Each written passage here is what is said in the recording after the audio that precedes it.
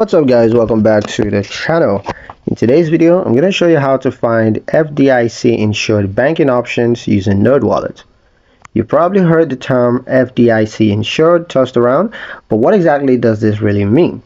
And how can you be sure that your bank is truly insured?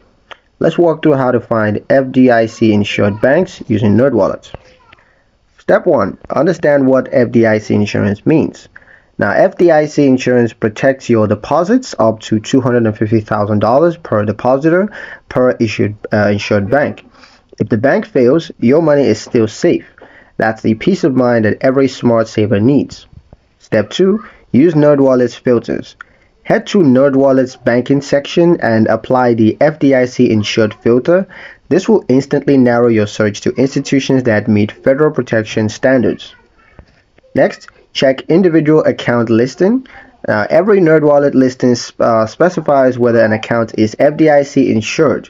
Look for it under the product summary or the account detailed section. Next, know the bank status. Now, even online banks and fintech platforms often partner with FDIC insured banks.